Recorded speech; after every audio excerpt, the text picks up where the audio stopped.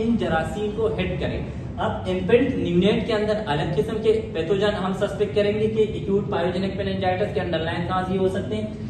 Infant के अंदर अलग सस्पेक्ट करेंगे। यंग एडल्ट के अंदर अगर एक्यूट पायोजेनिक मेनिंजाइटिस हो जाते हैं तो हम अलग किस्म के एंटीबायोटिक स्टार्ट करेंगे as a empirical before report आने से पहले, क्योंकि हमें पता है कि यहाँ पे पैथोजन क्या होगा, अलग होगा। ओल्ड एज के अंदर हम अलग किस्म के पैथोजन सस्पेक्ट करेंगे तो ओल्ड एज के अंदर एम्पेरिकल ट्रीटमेंट अलग होगी। अब सबसे पहले एज वाइज हम बात करेंगे। सबसे पहले बात करते हैं न्यूनेट की या न्यूबॉर्न बेबी की। इसके लिए आप लोग याद कर लो ये बेल, सही है। बी से स्ट्रेप्टोकोकाई ग्रुप बी, यानी जो स्ट्रेप्टोकोकाई इसको रोबेका लेंसबी ग्रुप ए ने, जैसे मैंने रोबोटिक फीवर के अंदर आप लोगों को बताया था, उसने इस जो स्ट्रेप्टोकोकस बैक्टीरिया इसको फर्दर डिवाइड किया था group A B C D A onward. Group B bacteria जो होता है 20 to 30% इसकी वजह से 20 to 30% ये वाले जो जरासीम होते हैं, सही है, ये बच्चे को neonatal meningitis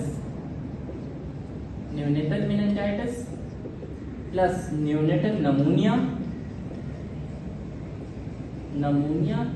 plus neonatal septicaemia और सब टाइम, यानी अगर एक बच्चा है न्यूनेट है, न्यूबॉर्न बेबी, उसको अगर मेनिंजाइटिस है या उसको नमूनिया है या उसको सेप्टिसीमिया है तो 20 to 30% हम ऐसे ये हम सस्पेक्ट करेंगे कि ये स्ट्रेप्टोकोकाई ग्रुप बी वाले बैक्टीरिया यानी रोबेका लेंसबी ग्रुप बी वाले बैक्टीरिया की वजह से हुआ होगा। तो हम ऐसे एंटीबायोटिक स्टार्ट करेंगे जो एटलीस्ट वो इस वाले जरासीम को हिट करे, इस वाले जरासीम को किल एंड डिस्ट्रॉय करे, क्योंकि 20 to 30% मेनिंजाइटिस के न्यूनेट के अंदर इसके काज क्या होता है, स्ट्रेप्टोकोकस ग्रुप बी वाला बैक्टीरिया।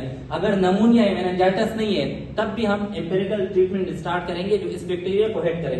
अगर बच्चे को न्यूनेट है और उसको सेप्टिसीमिया है, तब भी हम ये एंटीबायोटिक स्टार्ट करवाएंगे बिफोर रिपोर्ट आने से पहले। ब्लड सीस्ट रिपोर्ट आ जाए, फिर अगर नीड हो तो हम अपनी मेडिकेशन को जो डॉक्टर होते हैं वो मॉडिफाई कर सकते हैं, नहीं तो उसी को कंटिन्यू रखें। लेकिन एटलीस्ट जब रिपोर्ट ना आए, as a empirical treatment should be use antibiotic which cover streptococcus group B, specially रुबेका लेंसबी ग्रुप वाला।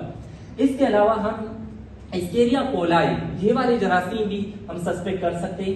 लिस्टीरिया मोनोसाइटोजेन, सही, ये वाले जो जरासीम होता है, सही, ये कहाँ पे प्रेजेंट होते हैं, इसको हम कहते हैं कि gram positive plus intracellular, gram positive intracellular plus anaerobic bacteria है। अब ये कहाँ प्रेजेंट होता है, अच्छा, ये वाली जरासीम हमें पता है एस्केरिया कोलाई, ये जो स्ट्रेप्टोकोकस रुबेका लेंसबी ग्रुप बी वाले बैक्टीरिया हैं, ये बर्थ केनाल यानी विजाइनल केनाल या विजाइना के अंदर प्रेजेंट होते हैं या पीरिनियम एरिया के अंदर प्रेजेंट होता है, तो बच्चे को वहां से ट्रांसफर हो सकता है। सिमिलर ई कोलाई भी पीरिनियल एरिया के अंदर प्रेजेंट होते हैं, तो ड्यूरिंग डिलीवरी बच्चे को ये ट्रांसफर हो सकता है। जो लिस्टीरिया मोनोसाइटोजेन से, इसको हम कहते हैं कि this is gram positive intracellular anaerobic bacteria. ये कहाँ पे प्रेजेंट होते हैं, ये बटर के अंदर,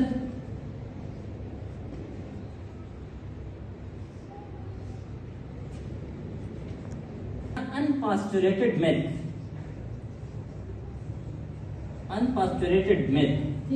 और ये मदर के बॉडी के अंदर दाखिल हो जाता है। अनपास्चुरेटेड मिल्क ये मदर के बॉडी के अंदर दाखिल हो जाता है। अब इस रुबेका लेंसबी ग्रुप ए वाला, ये जो ग्रुप बी है, ठीक है, इसके अगेंस्ट जो इम्यूनिटी होती है वो कौन सी होती है, अमाइनोग्लोबुलिन एम यानी IgM, ठीक है। अगर IgM एंटीबॉडीज बॉडी के अंदर, न्यूनेट के बॉडी के अंदर होंगे तो ये वाला ग्रुप बी वाले जरासीम किल एंड डिस्ट्रॉय हो जाएगा। लेकिन आप लोगों को पता है कि वाहिद एंटीबॉडीज है जो कि प्लेसेंटा बैरियर को क्रॉस कर सकती है और पेटस की प्रोटेक्शन कर रही होती है, या न्यूबॉर्न बेबी जब उसकी बर्थ हो जाती है तो कुछ टाइम तक वो अमाइनोग्लोबुलिन जो कि मदर से थ्रू प्लेसेंटा बच्चे को ट्रांसफर हुई उसकी प्रोटेक्शन कर रही होती। इस स्ट्रेप्टोकोकस ग्रुप बी वाला जो बैक्टीरिया है, इसके अगेंस्ट जो स्ट्रॉन्ग इम्यूनिटी है या स्ट्रॉन्ग इम्यून रिस्पॉन्स है या स्ट्रॉन्ग एंटीबॉडीज है जो कि इस बैक्टीरिया को किल कर सकते हैं, जो कि मेनिंजाइटिस, नमूनिया प्लस सेप्टिसीमिया काज कर रहा होता है, उसको हम कहते हैं अमाइनोग्लोबुलिन एम। अब अमाइनोग्लोबुलिन एम प्लेसेंटा बैरियर को क्रॉस नहीं कर सकती, मींस के इन्फेंट के या न्यूनेट के बॉडी के अंदर ये वाली जो एंटीबॉडीज है ये एब्सेंट होते, ये प्रेजेंट नहीं होते। तो ये क्यों प्रेजेंट नहीं होती? क्योंकि अमाइनोग्लोबुलिन जी प्लेसेंटा को क्रॉस कर सकते हैं, तो बच्चे के बॉडी के अंदर, न्यूनेट के बॉडी के अंदर अमाइनोग्लोबुलिन जी तो प्रेजेंट होगा, लेकिन जी इतना इफेक्टिवली इस वाले जरासीम को एलिमिनेट या न्यूट्रलाइज नहीं कर सकते जितने अमाइनोग्लोबुलिन एम कर रहा होता है। और एम बॉडी बच्चे का जो अपना डिफेंस मैकेनिज्म होते हैं वो इतना मेच्योर नहीं होता कि वो अमाइनोग्लोबुलिन बनाए, तो इसलिए बच्चा इसकी वजह से डेवलप कर जाते हैं मेनिंजाइटिस, निमोनिया और सेप्टिसीमिया। लेकिन इसको हम प्रिवेंट कर सकते हैं। अब प्रिवेंट कैसे कर सकते हैं? लेट्स सपोज के 35-37 वीक्स गेस्टेशनल एज, अगर 35 to 37 अगर गेस्टेशनल एज ये हो और इस दौरान डॉक्टर इंट्राफार्टम